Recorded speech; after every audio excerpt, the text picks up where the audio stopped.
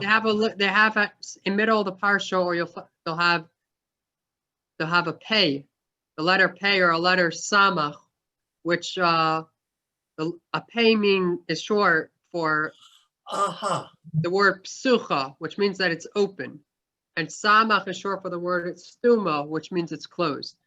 That the way a Torah scroll is written is that after a section of the Torah, they have to have a space, after a certain amount of space before they start the next section.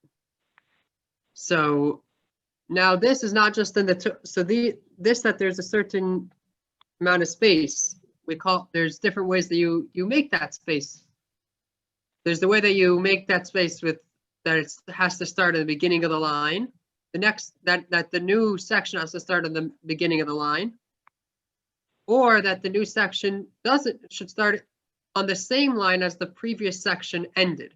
Whatever, it's a whole. I'm not going to go into all the details of how a closed section looks and how an open section looks, but that's the idea, that there'll be in the Torah, there's something called a section that's called closed and a section that's called open.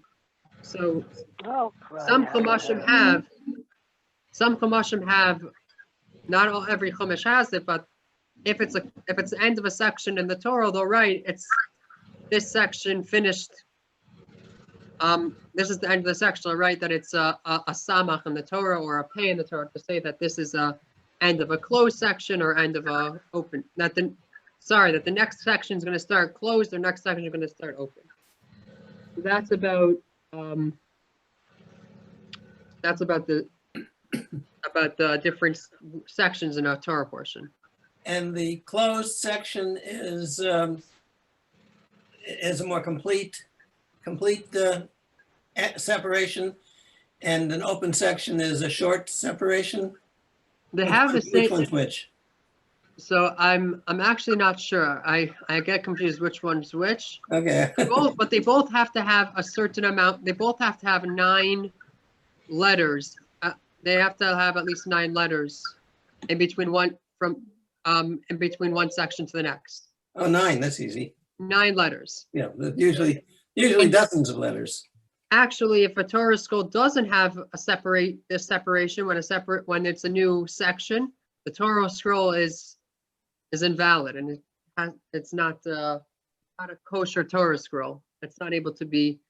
Doesn't have the same. It's still, it's not a Torah scroll if it doesn't have. It's not a kosher Torah scroll if it doesn't have these separations when it's necessary to have them.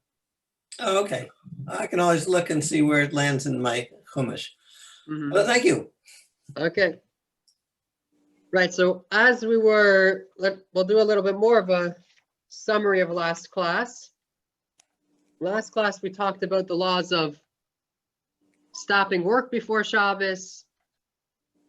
That if it's work that's forbidden biblically on Shabbos, you should stop 2.5 hours according to halachic hours before sunset. And that's only when it's fixed work, but if someone's working just occasionally on Friday past the time, it's allowed. And we mentioned that if it's for Shabbos, you're allowed to work even later. And then we spoke about Friday. A person should not have a large meal. And even so, that they should try, if there's a meal that's going to a meal for a mitzvah, if it doesn't have to be scheduled on that day, it should be held on a different day. And regards to eating on Friday, when it's very close to Shabbos, when it's within 2 seasonal hours to Shabbos, according to the Chabad custom, when it's within 2 seasonal hours from sunset, one should not have a meal. But you're still able to eat other things that aren't a meal. And of course, you should make sure not to overeat, so you have a good appetite for Shabbos. And then the last halacha that we learned last week was about reviewing the parsha every week, in order that you are familiar with that week's Torah portion. Now, today we're going to start in chapter 72, Simin Ayin Beis, Halacha Yud Beis, subsection 12. In the Maznayim Kitzur Shulchan Aruch, it's on page 12 as well. It's on page 12. So again, we're holding chapter 72, halacha 12. This halacha is going to talk about the mitzvah to take a shower before Shabbos. Does anyone know what's the reason it's a mitzvah to take a shower before Shabbos? Anyone want to share what they would think the reason is? Go ahead.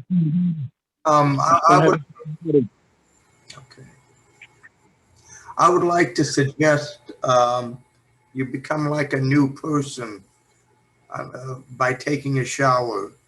I know the mikvah is supposed to, the goal is for the mikvah to do that, but I think it's also important, I believe, to be physically clean, and that's what the shower does.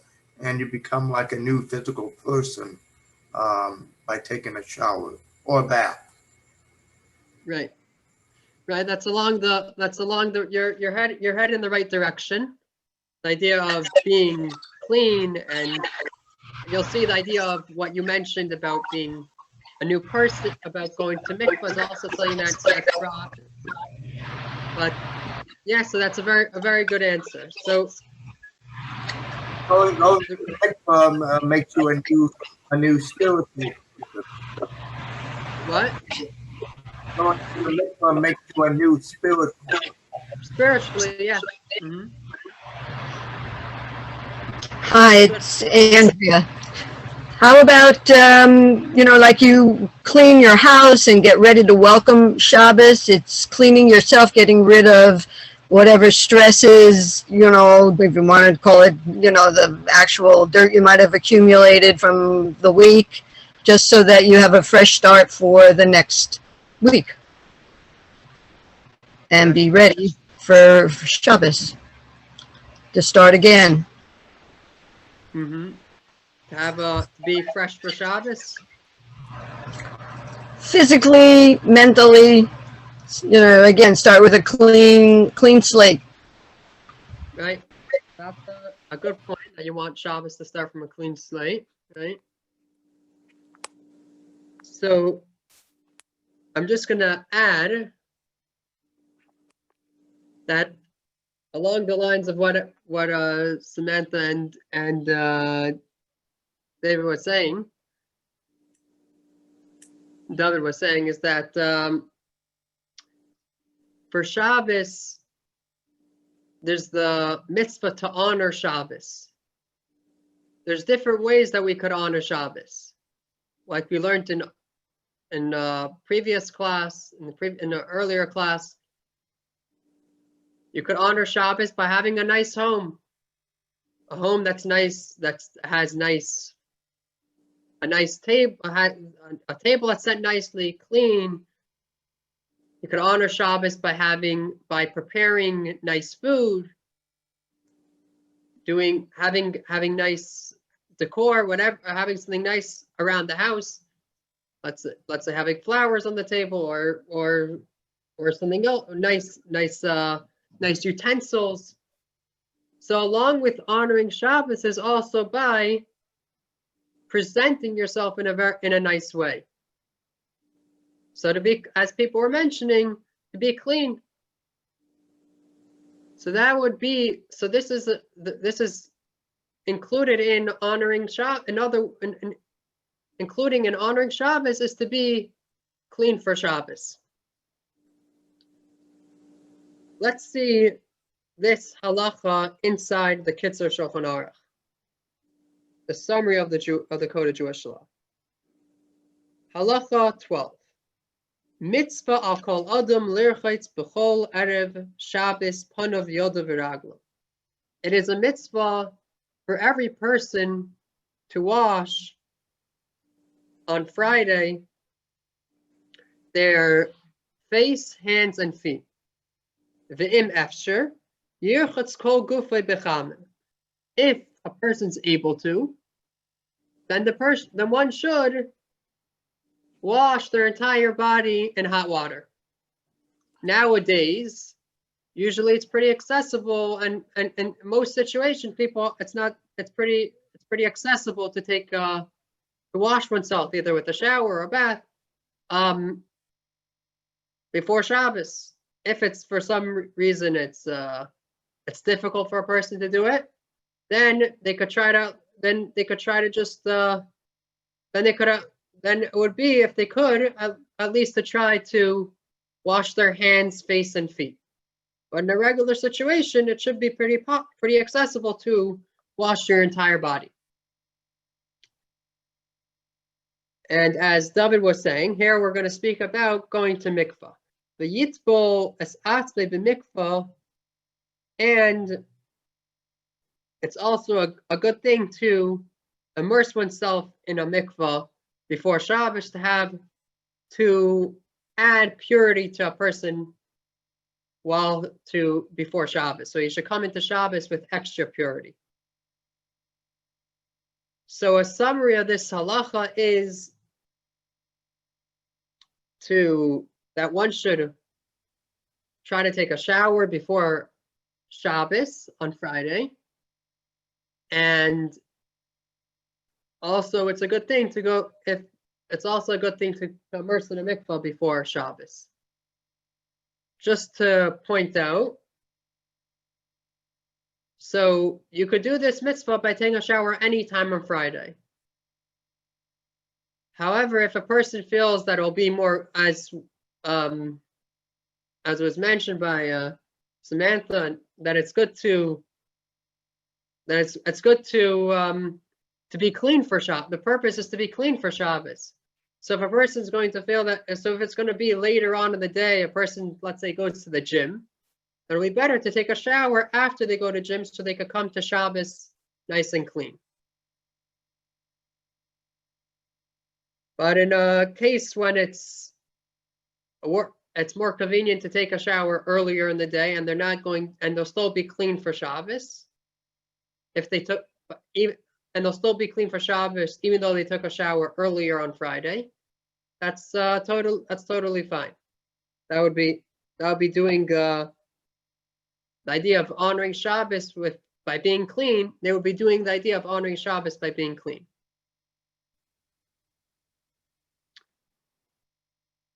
Now let's go to the next halacha, halacha Yud Gimel, halacha 13. This law comes in connection to the previous law. The previous law spoke about washing oneself. The next law is going to speak about washing oneself not just for Shabbos, but anytime. There are certain, when a person washes himself, if they go to a bathhouse to wash themselves, it is forbidden for a person to wash themselves with certain people. And we're going to list in this halacha who one is not allowed to be in a bathhouse together with. So inside the halacha, Aser lirchaitz im aviv v'chamav uval imay uval achaisai. It is forbidden for a person to be in a bathhouse together with with one's father, or one's father-in-law, or one's stepfather, or one's sister's husband. However, v'makom shenoyegin lachasis ervasan bebeis hamerchatz mutter. In a community, in a place that it is the custom for a person to cover their Gentile in the bathhouse, then it is permissible for a person to be in the bathhouse with one's father or father-in-law or stepfather, or brother-in-law. V'chein hatalmud lo yirchatz. V'chein hatalmud lo yirchatz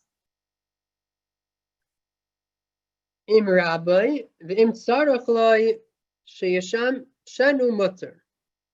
And similarly, a student should not be together in a bathhouse with his teacher. And if the teacher needs the student to assist him in the bathhouse, then it's permissible for the student to go to the bathhouse together with his teacher. So the summary to this halacha is that one is forbidden to be together in the bathhouse if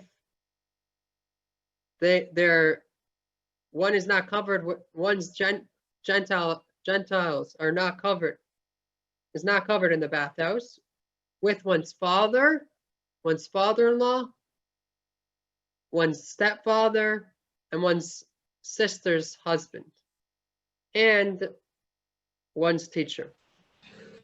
However, if the teacher, let me just finish the last point. Yeah, but you're mispronouncing a certain. Oh, okay. It's not Gentiles. You were saying Gentiles, and we don't have Gentiles.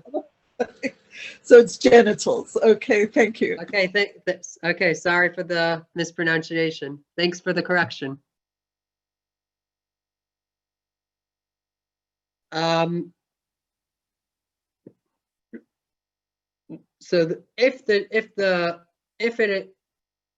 and also one's teacher, one should not be in the bathhouse together unless the teacher needs the person to assist him. So that was just a law, as I mentioned, not specifically connected to Shabbos, but once that we spoke about how one should wash themselves before Shabbos, they put this halacha following it.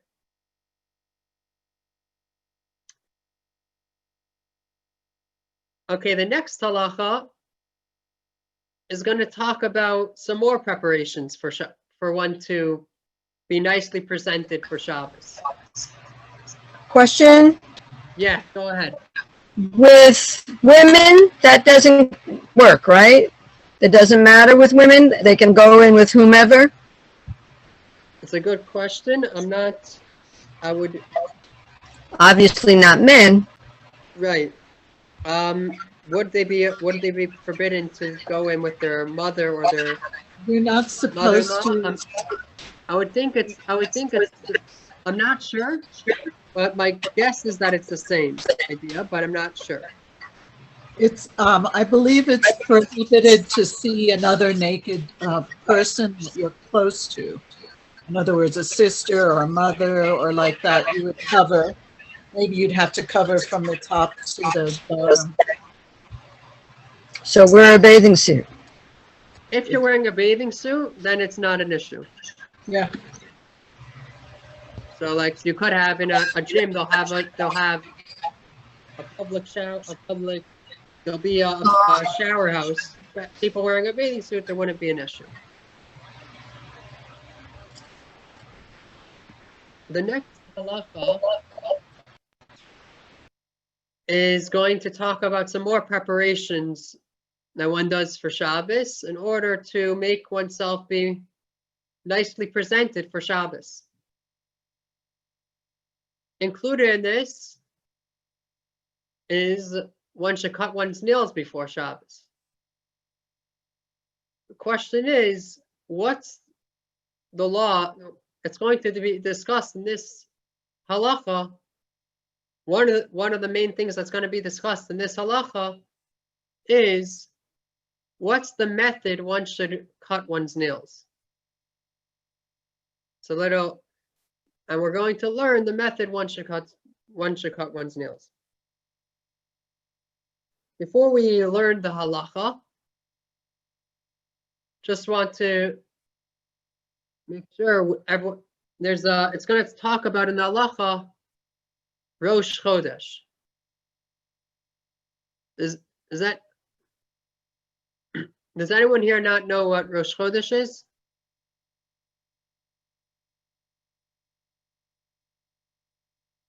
Okay, okay, good. So I won't explain it. Okay, so let's go and learn the halacha. You can explain it to me. Sorry. That Okay, doesn't matter. sure. Yeah, I was just thanks for letting me know. So there's just like there's a secular calendar there's 12 months of the year. So too there's a Jewish calendar. There's like we're familiar with that the Jewish year the Jewish year starts on Rosh Hashanah, and in the Jewish calendar there are 12 months. A month is either 29 days or 30 days, and there's the first day of the month is called, so in each, right, in a Jewish calendar, the first day of the month is called Rosh Chodesh, which means the head of the month. Rosh Chodesh is, there's laws there are special laws for Rosh Chodesh. It's a special day. The head of the day of Rosh Chodesh, which is the head of the month, the first day of the month, is a special day, and there's certain laws about it, which we won't go into all the laws about it. But we're going to learn in this halacha a little law about Rosh Chodesh. So Rosh Chodesh is the first day of the month, and if Excuse me, Rabbi? if there is 30 days in a Jewish month, Okay.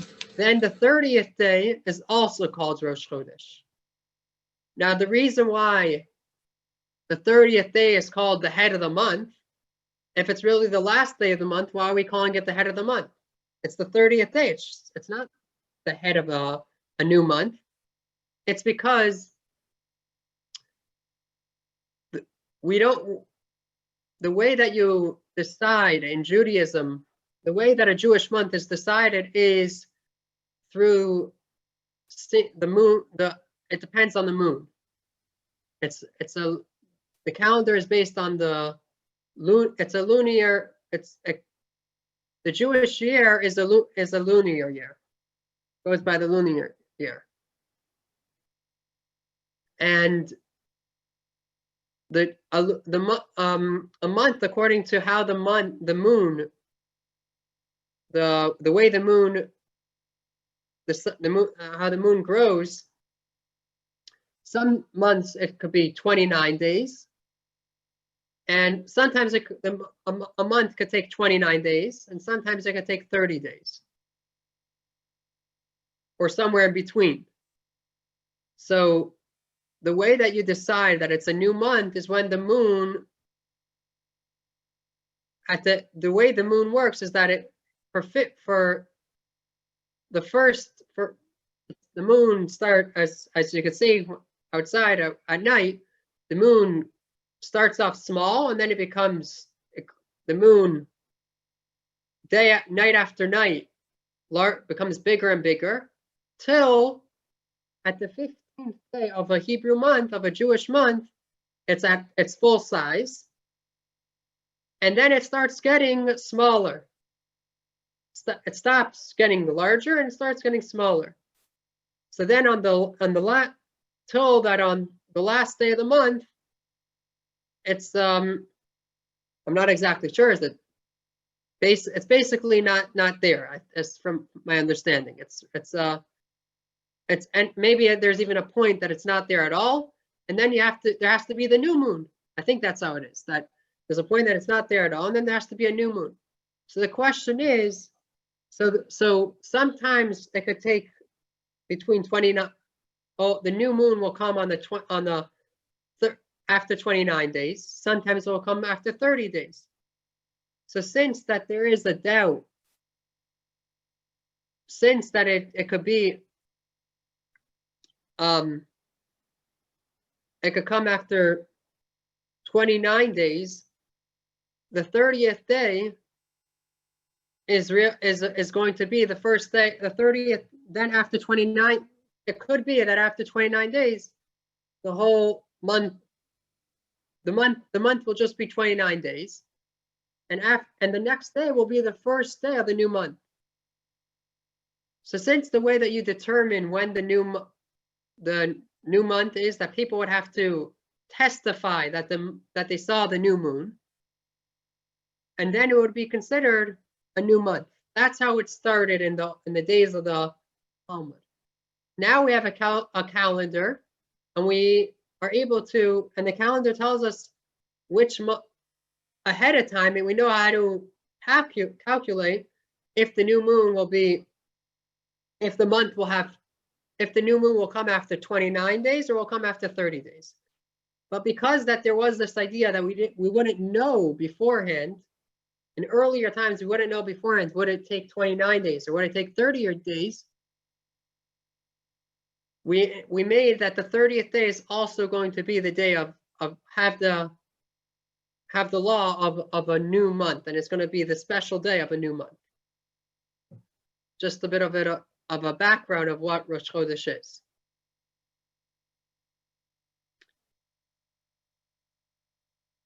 So now let's go and see inside the Kitzur Shulchan Aruch some more laws of preparing for Shabbos. Halacha 14.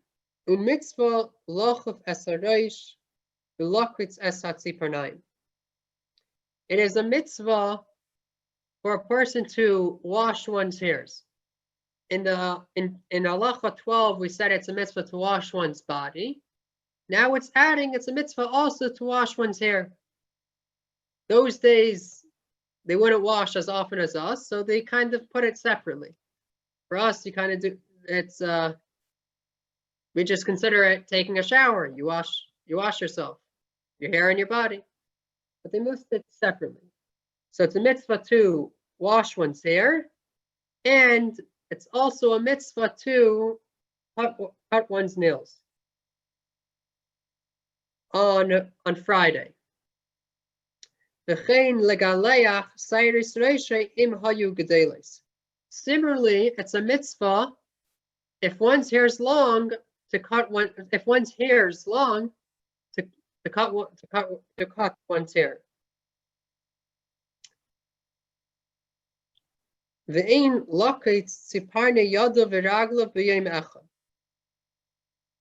One should not cut one's toenails and fingernails on the same day. So on Friday, it's a mitzvah to cut one's nails, but you shouldn't cut your toenails and your fingernails on the same day.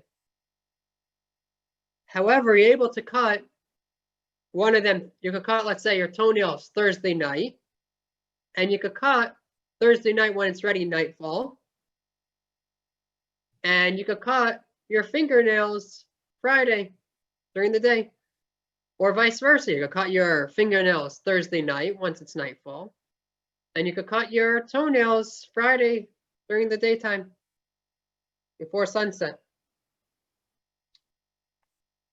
Gam ein lokitz siparnov oy legaleach seiretz b'reish chodesh. Also, one should not cut one's nails or cut one's hair on Rosh Chodesh. Afilu chol b'erev Shabbos. Even if it falls on, even if Rosh Chodesh, the first day of the month, or the 30th day of the month, falls on Shabbos. Falls on Friday. The reason why you shouldn't do these things, shouldn't cut your nails or cut your hair on Rosh Chodesh, because Rosh Chodesh is like a mini festival. So since that it's a mini festival, we prohibit doing certain work. Now, according the Chabad custom is that it's permitted to cut one's nails on Rosh Chodesh if it falls on Friday. So according the Chabad custom is not that you shouldn't get a haircut if it's on Rosh Chodesh, but it's permissible to cut your nails on Rosh Chodesh.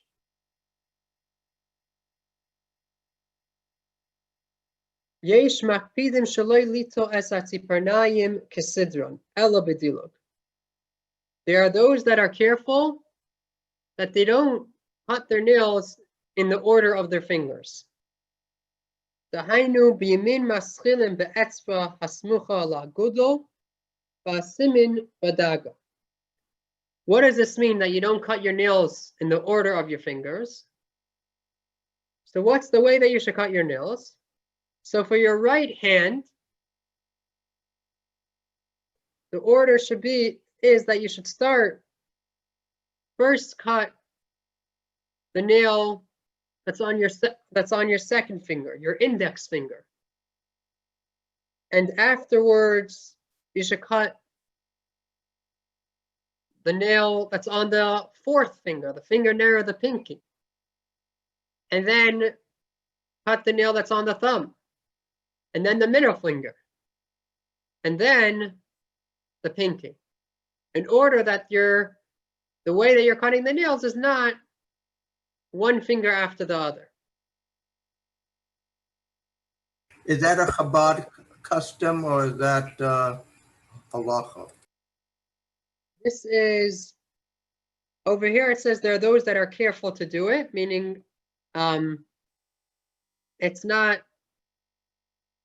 forbidden if you do otherwise, if you cut them in order, but there are those that are careful to do it, and the Chabad in Chabad communities they are careful. The Alter Rebbe brings this down that to be careful to do so, but it's not the way that it's written in the Kitzer is that it's not all communities.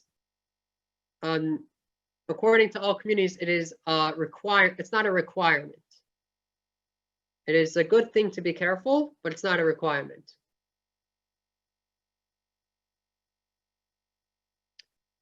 Now, what's the order to cut the nails on the left hand?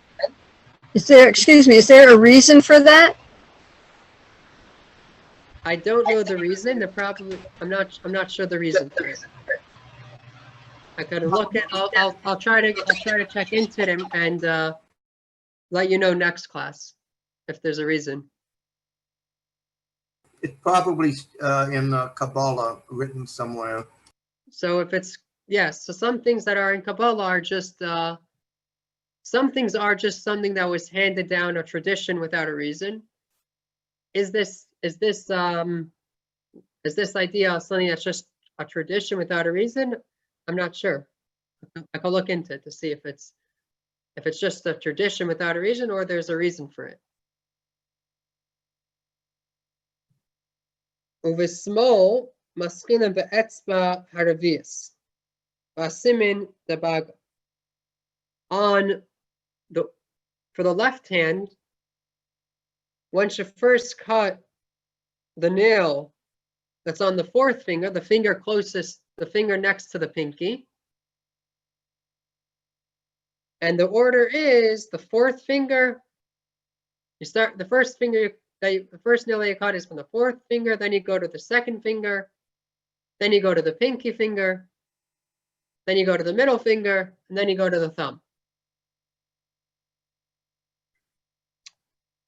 Gam yesh makpidim shloi lito esat siparnaim b'yem chamishi. There are also those that are careful that they wouldn't cut their nails on Thursday. And included in Thursday is Wednesday night after sunset. Since it's considered the fifth, already the fifth, the Jewish day starts at night. And just like we start Shabbos Friday night. So when we're saying you shouldn't cut your nails on the fifth day, it includes also Wednesday night. So it's Wednesday night and Thursday, And once it's nightfall on Thursday, it becomes permitted to cut your nails, even according to those that are careful not to cut it on Thursday. So what's the reason that people are careful not to cut it on Thursday? So it tells us, Ki maschilin ligdol b'yom Shabbos, shehu yom hashlishi. Because because if you cut your nails Wednesday night or Thursday, the nails are going to start growing again on Shabbos. Since on the third day, they start growing. And we don't want the nail, and we wouldn't want to cause the nails to start growing on Shabbos.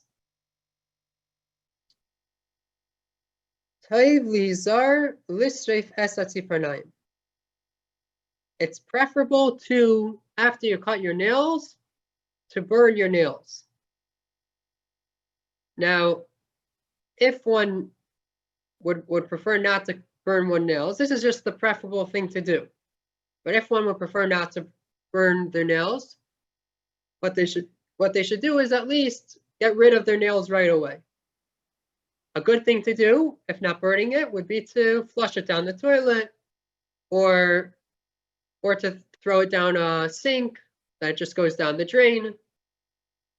Another option is to put it in a garbage. The reason is because it could cause cut nails could cause the nails that were cut and they're hanging and they could cause danger to a pregnant woman. They could cause a miscarriage that's what's written, that a pregnant woman stepping on a nail that was cut off could cause a miscarriage. It puts the fetus in a state of danger. So that's the reason why you should be careful to get rid of the nails after you cut them.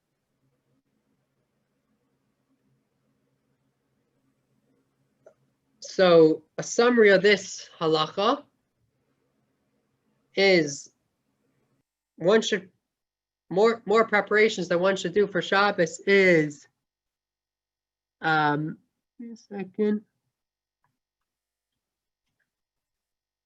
wash one's hair, to cut one's nails, and if one's hair is long, they should cut one's hair. Also, then we go on to tell you laws about cutting nails. One should not cut their toenails and fingernails on the same day. On Rosh Chodesh, one should not get a haircut. There are those that are careful that they cut their nails not in order. They would cut for the right hand. The order would be they would first cut the nail that's on their second finger, index finger. Then they would go to the fourth finger, then the thumb, and the middle finger, then the pinky. And for the left hand, they would start on the fourth finger. Then they would do the second finger, then the pinky, then the middle finger, and then the thumb.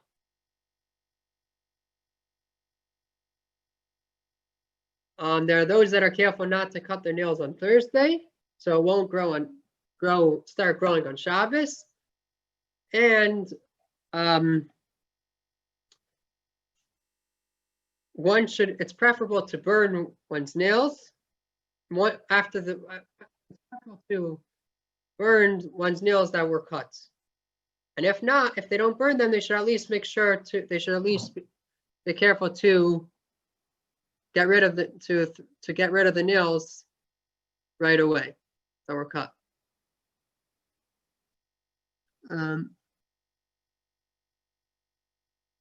Yeah. Any questions on the halacha that we learned? Rabbi, I thought it was a thing not to cut your nails at night. I'm surprised that I'm not seeing this halacha here. Did you ever hear that? I didn't. No, I didn't. I didn't hear such a thing. That you're not allowed to cut at night. Just yeah.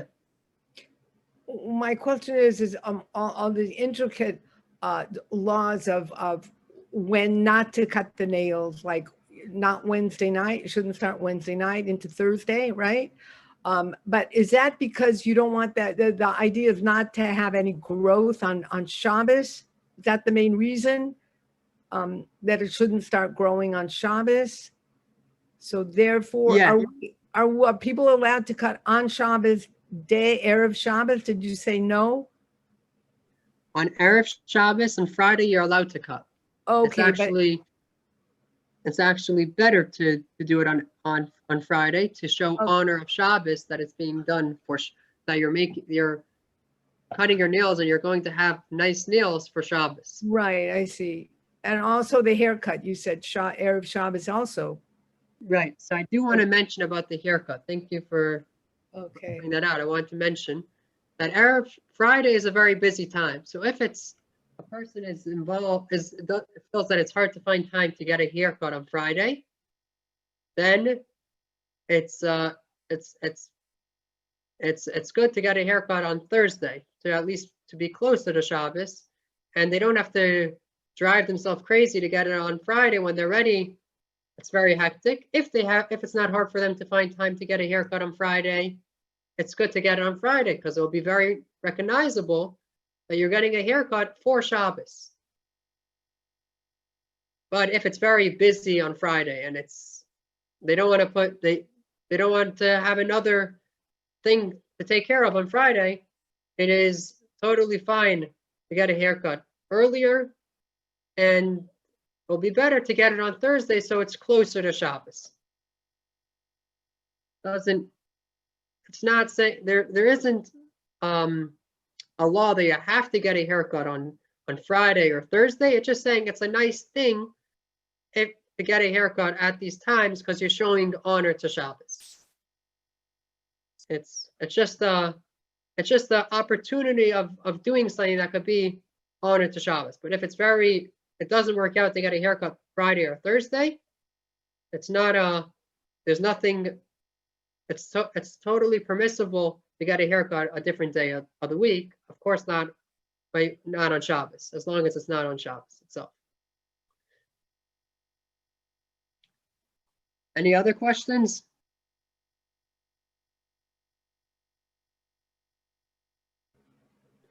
Okay. Does anybody, I just thought of something that, does anybody know why there's so many intricate laws about the cutting of the nails and the alternate fingernails?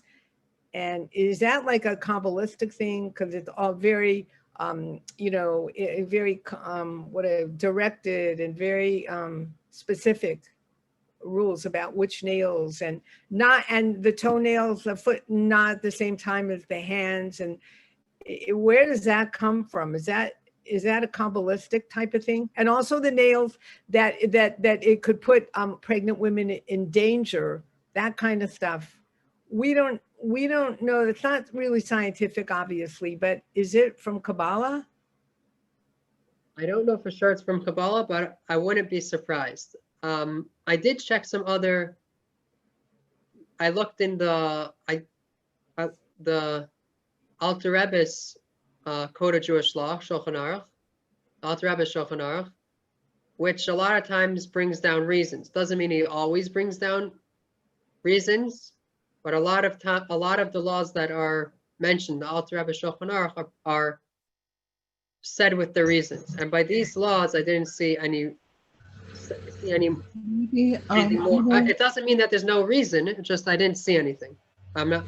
It's very possible it's from Kabbalah. It's something. It's a Kabbalistic idea. That it's just that wasn't. We don't know the reason for it.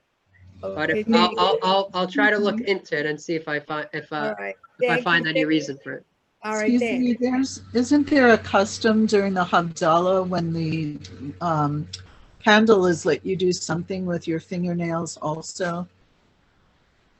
Yeah, you want, so that's, Look through the light through your fingernails. Are they connected or not really? that's a different idea to just a way that will help us be able to see the light of the candles when you see the light mirroring off your fingernails.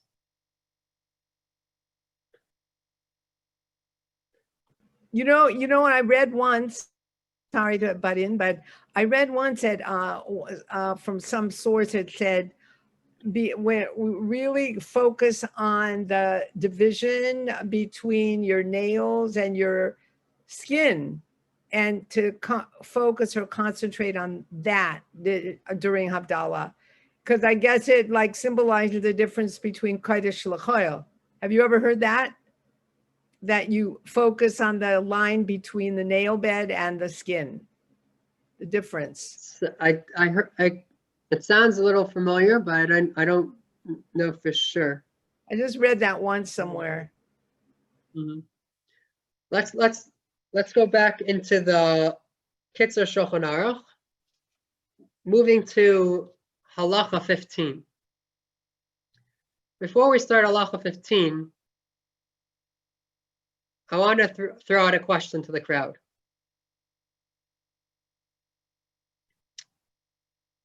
Does Judaism believe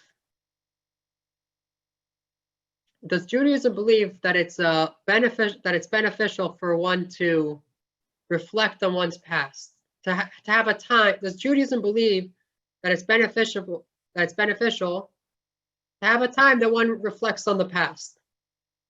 And if yes, or if no, what's the reason?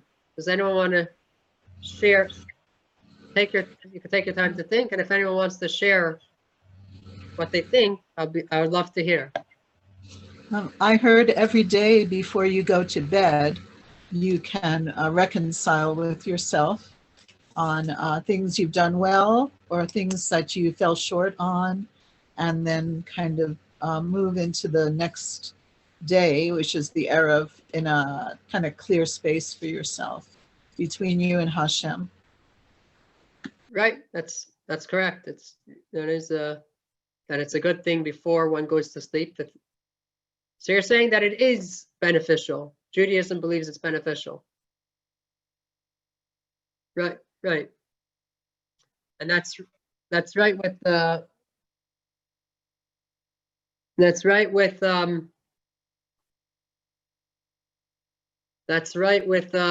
idea of doing it before you go to sleep. Now,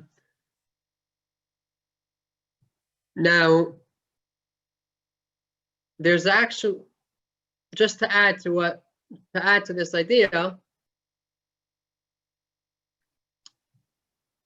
like that there's just like a business.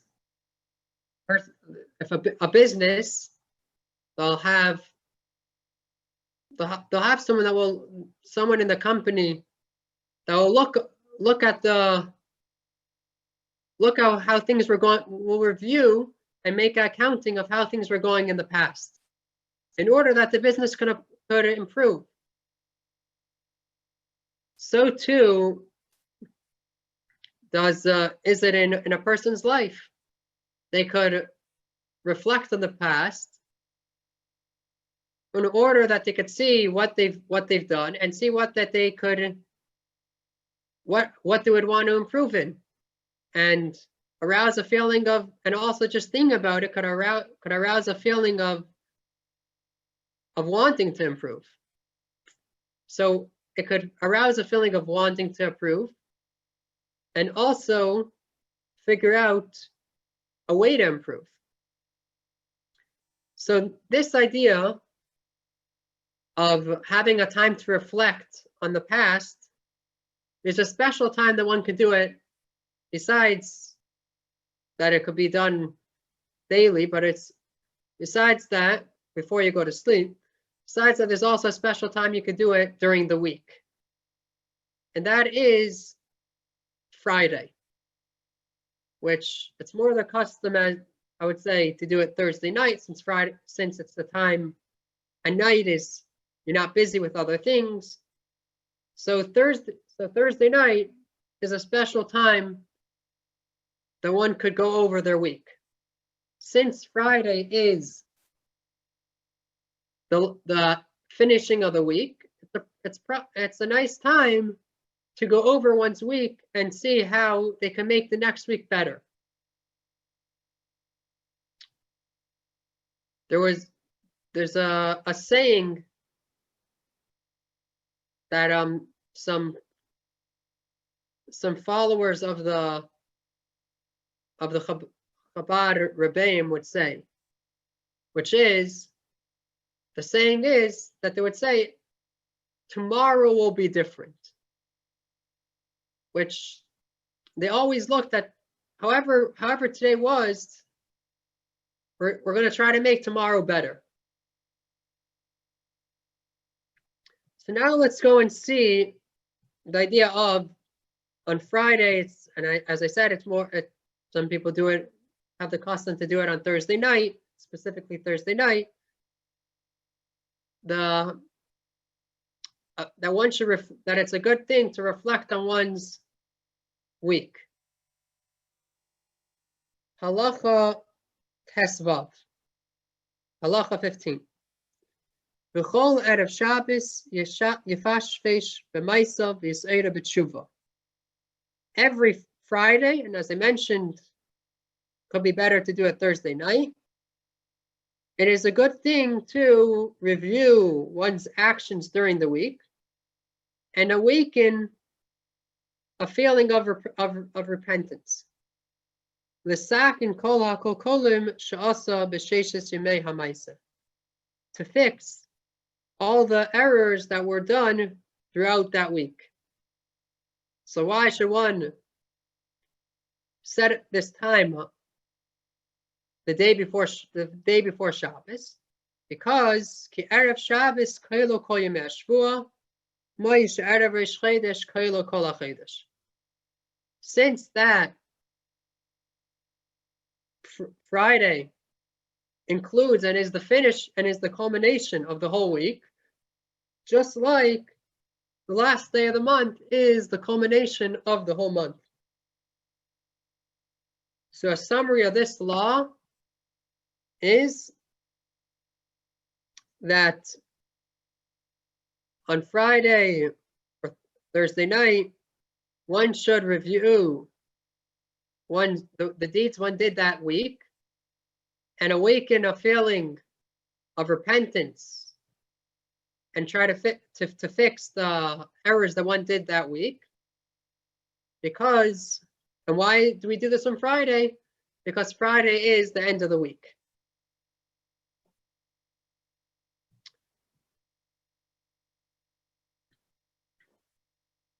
Let's do one more halacha. Halacha 16. This is going to be another halacha of how one should present himself nicely for Shabbos. And we'll talk about what's the proper way one should dress for Shabbos.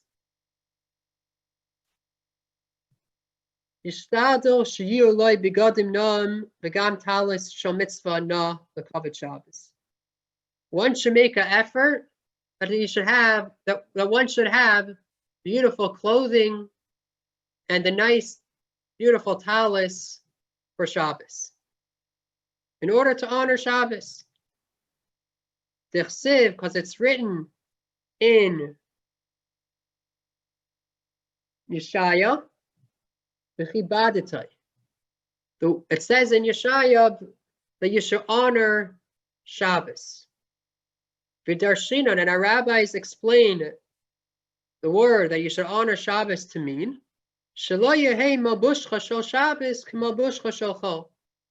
that your clothing on Shabbos should not be the same as your clothing are during the week.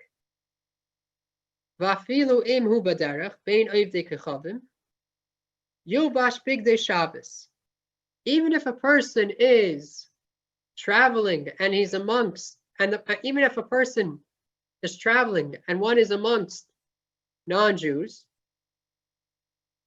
he should still wear special clothing, beautiful clothing for Shabbos. What's the reason for that?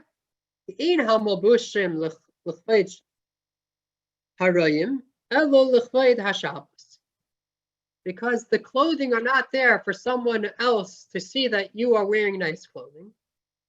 Rather, the clothing are there in order that you could honor Shabbos. The day of once it's the day of Shabbos, you should honor it by having nice clothing.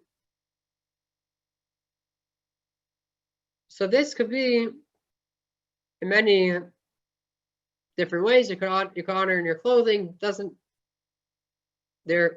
could have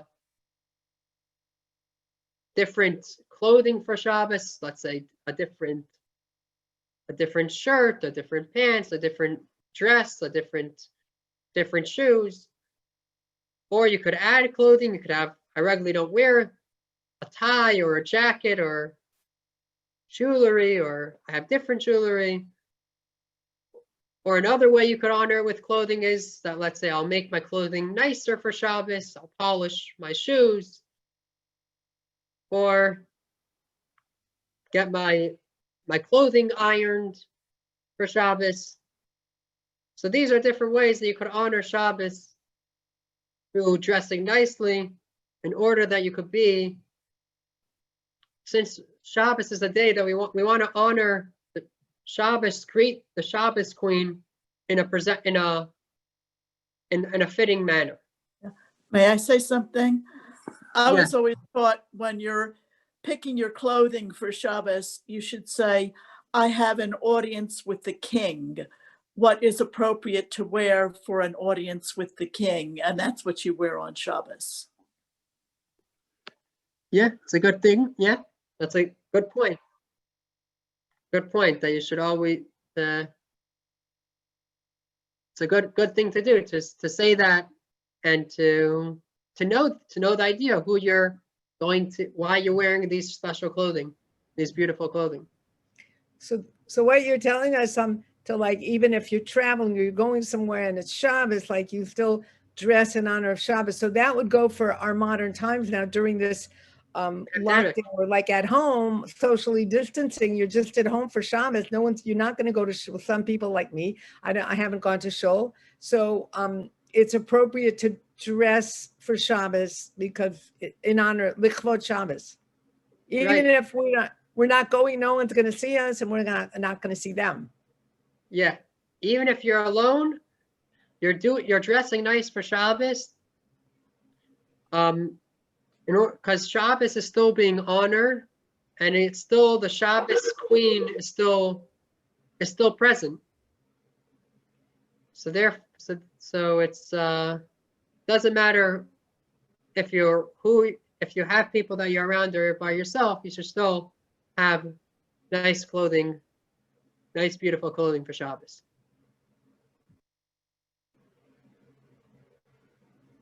So just to summarize the last halacha, and then we'll finish there. And if anyone has more questions, they could ask. One should make an effort to have beautiful clothing on Shabbos, and this is showing honor to Shabbos by having beautiful clothing, different clothing than you would have during the week. And this doesn't matter if a person is around other people or they're alone. One should always have for Shabbos beautiful clothing, even if they're alone for Shabbos.